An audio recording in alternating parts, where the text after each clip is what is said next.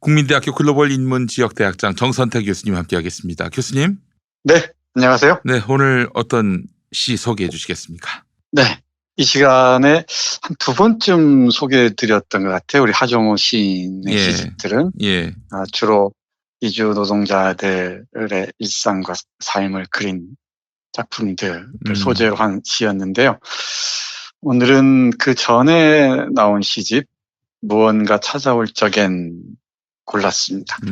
이 중에서 몇 편 함께 볼게요. 네.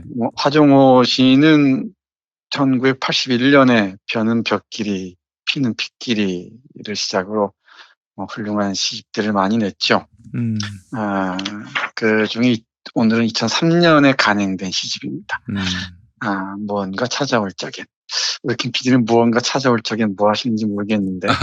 예. 그때도 뭐 방송하고 일하고 있겠죠. 예. 네, 몇 편 눈에 띄는 들 볼 텐데요. 역시 하정우 시인의 시 핵심은 문명화에 대한 비판과 이 자연스러운 삶에 대한 그 기대가 교차하는 지점에서 시가 형성되는 것 같습니다. 네. 고층 아파트라는 시인데 다 읽어드리긴 어렵고 길기도 하지만 19금의 내용이 있어서 예. 부분 볼 텐데요. 우리 김 PD도 아파트에 사시죠? 고층 아파트에. 뭐 고층이라면 고층이고 뭐 13층, 15층 뭐 그 정도죠, 뭐. 예. 그 정도 높은 아파트죠. 저는 고층에 살지 못해요. 무서워서. 이상한 그 공포증이 있습니다. 네. 제가 제일 높은 집에 살았던 게 5층인데 아이고. 5층도 힘들었어요. 예. 이상하게 높은 곳에 있으면 힘듭니다. 땅을 딛고 있지 않으면은 찾아오는 공포 같은 게 있는 모양이죠. 그래서 처음에 이사를 하면서 아파트에 살 때 공포 같은 게 있는데 똑같이 배치된 집에서 똑같이 산다는 게 얼마나 이상하고 기이한 일인가 이런 생각을 했었어요.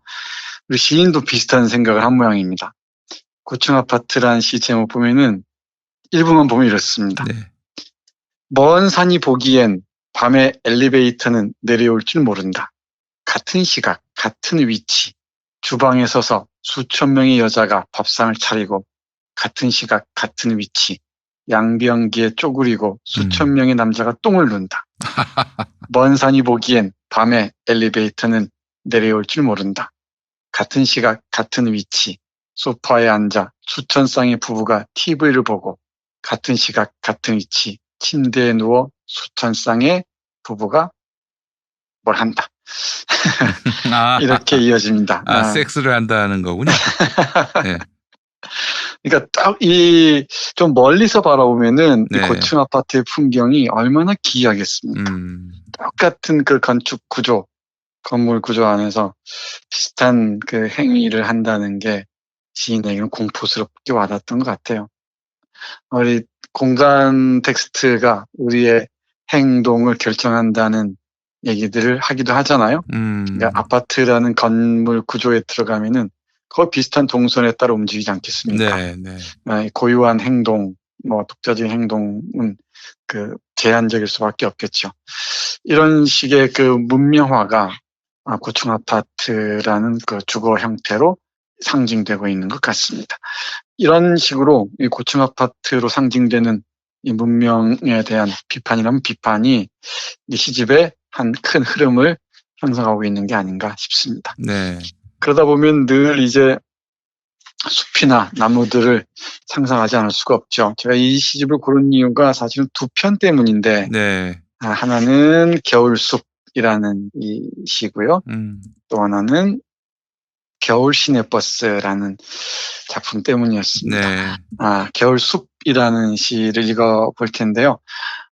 겨울숲에 가보신 적이 있는지 모르겠습니다. 이 봄이나 가을이나 여름과는 또 다른 울림을 주는 그 숲의 모습들을 만날 수 있을 겁니다. 읽어볼게요. 겨울숲입니다. 은행나무 우거진 겨울숲 속으로 가니 잎들 다 진 나뭇가지들이 위로만 향해 있었습니다.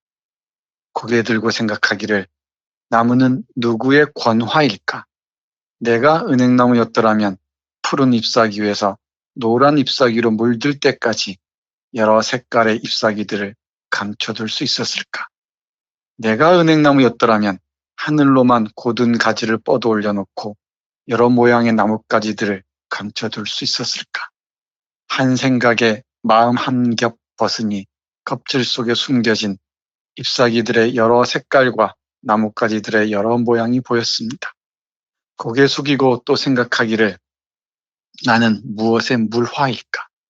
은행나무가 내쉬던 숨결이 나였더라면 실록을 퍼뜨리며 온 누리를 누비다가 돌아와 잎사귀에서 조용히 사라져 버렸을 것이었습니다. 은행나무가 삭히던 울음이 나였더라면 알 쓸어놓고 죽던 곤충들에게 눈물을 흘려주고는 나뭇가지 끝에서 말라버렸을 것이었습니다. 이런저런 생각에 마음 겹겹 벗겨지니 속에다 색바랜 잎사귀들과 휜 나뭇가지들을 키운 내가 보였습니다. 은행나무들도 보고는 뭔가 생각하는지 부스럭부스럭 겨울 숲속에 부스럭대는 소리가 퍼지고 있었습니다. 네, 은행나무가 우거진 겨울 숲속에서 이 은행나무가 타전하는 삶의 의미, 존재의 의미를 듣는 시인의 모습이 눈에 잡힐 듯합니다. 네. 그 푸른 잎사귀에서 노란 잎사귀를 물들 때까지 그 여러 색깔의 잎사귀들을 나였더라면 그렇게 감춰둘 수 있었을까? 다양한 무늬들을. 그리고 또 나였더라면 이렇게 은행나무처럼 하늘로만 고든 가지를 뻗어 올려놓고 여러 모양의 나뭇가지들을 감춰둘 수 있었을까? 이런 상념에 젖기도 합니다. 네. 이 나뭇가지에서 삶을 읽는 경우는 흔히 볼 수가 있죠. 특히 겨울나무에서 삶을 돌아보는 시들은 종종 볼 수 있습니다만은 우리 하정우 시인의 이 겨울숲도 그 연장선상에서 읽을 수 있지 않을까 싶습니다. 네. 좋은 시들이 참 많은데 살아서 가는 법도 여러분께 꼭 읽어드려야 할 것 같습니다. 네. 살아서 가는 법이 어떤 모습인지 상상해 보셨으면 좋겠는데 이것도 직선적 사고가 아니고 옆으로 휘면서 또는 아래로 흐르면서 살아가는 게 하나의 삶의 방법이 아닐까라고 시인은 생각하는 것 같네요. 네, 보겠습니다. 살아가는 법입니다.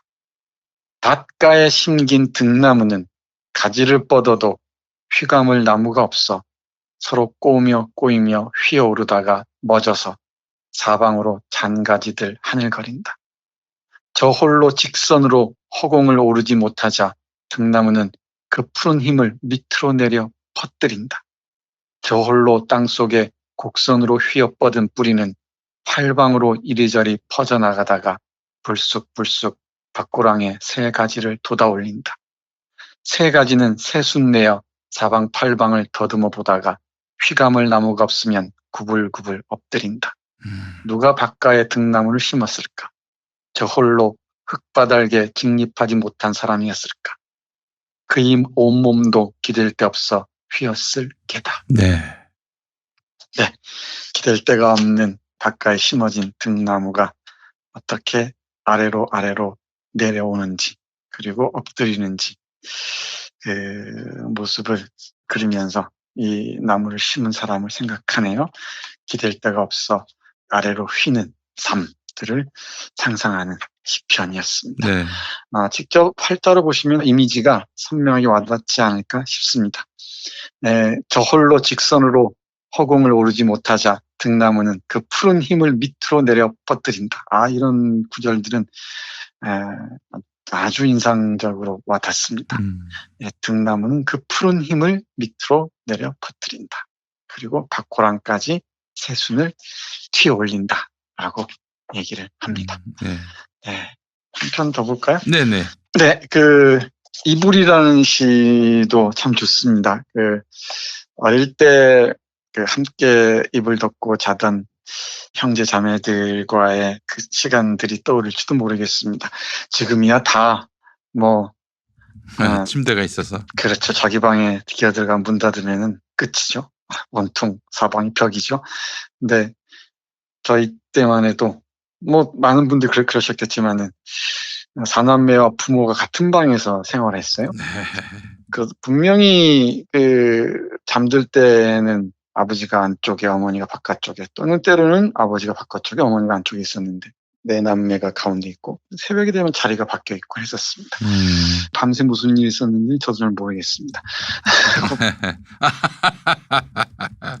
방이 여러 개 있었는데도 네. 꼭 굳이 그렇게 안방에서 다 모여서 잤던 기억이 있습니다. 그리고 우리는 오개오개 모여 잔다 이랬는데 그 기억이 선합니다. 그리고 이런 겨울밤이면은 방 안에 쌓아두었던 고구마를 깎아 먹기도 했고요. 또 밖에 묻어두었던 무를 깎아 먹기도 했었습니다.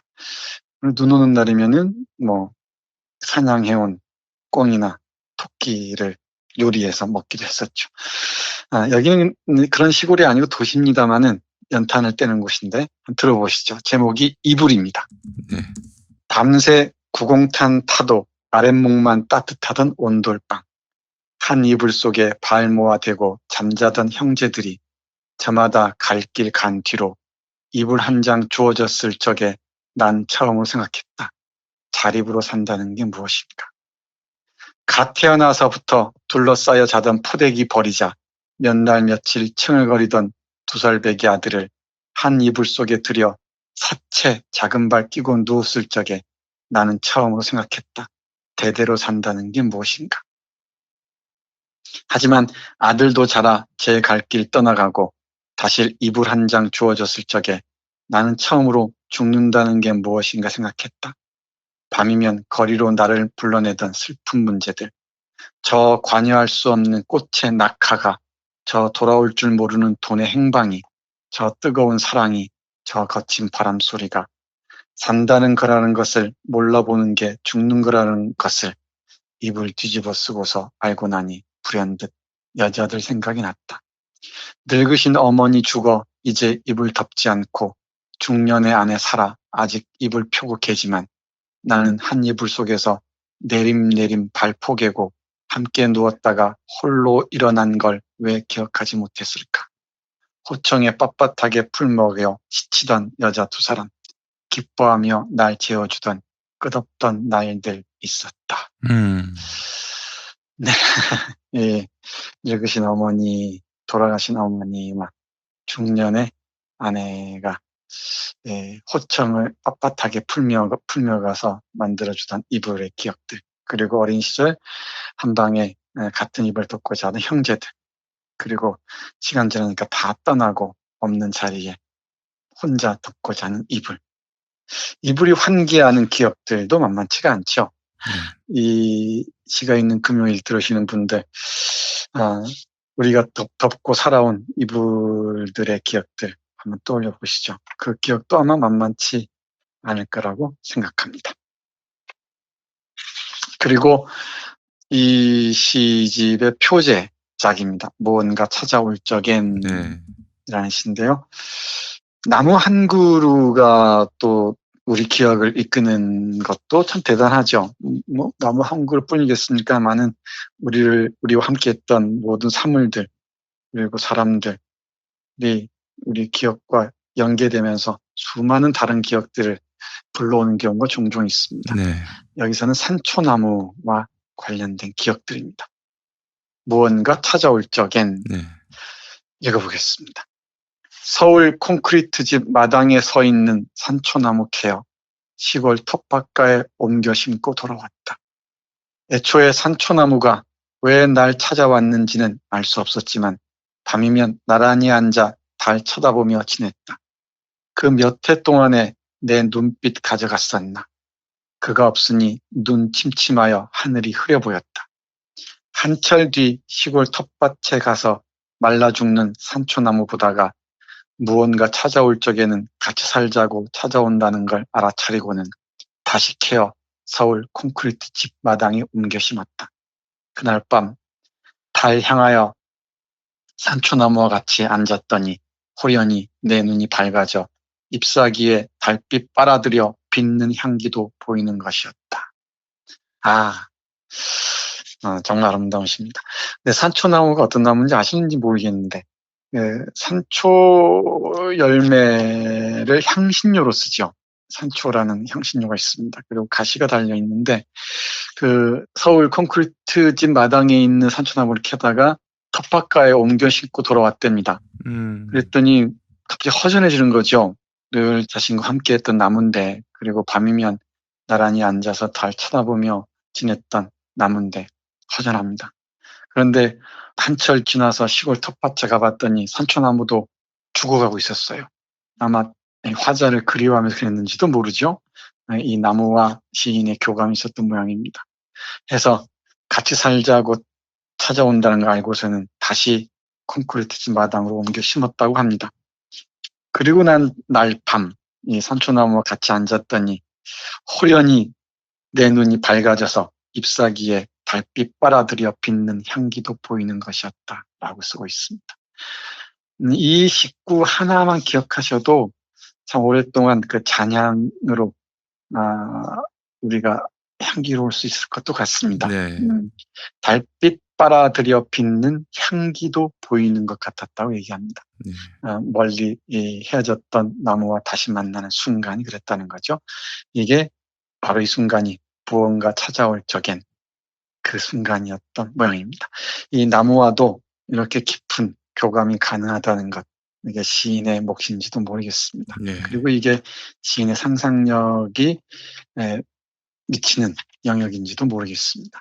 뭐 저 같은 범인들이야 이런 시 한 구절 읽으면서 그 향기들을 옆에서 음미하는 것으로 만족해야겠지만, 네. 그래서 이런 시가 우리에게 전하는 메시지들은 제가 늘 말씀드립니다만 우리 주위에 있는 수많은 사물들, 인간들, 뭐 아울러서 얘기하자면 그 대상들, 수많은 대상들을 다른 눈으로 보는 그 시각을 우리에게 열어주는 게 아닌가 싶기도 합니다. 네.